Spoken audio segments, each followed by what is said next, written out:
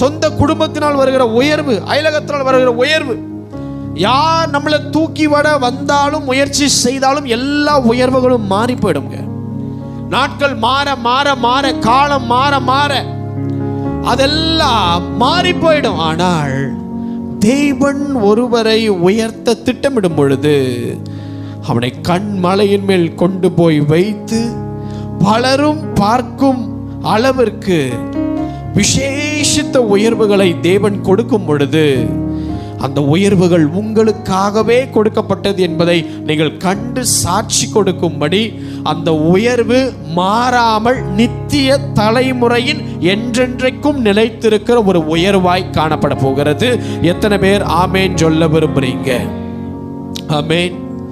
brother, இந்த கண்மலை தூரத்தில் இருக்குதே, இது நான் பார்ப்பனா, இதுக்கு கிட்ட போவனா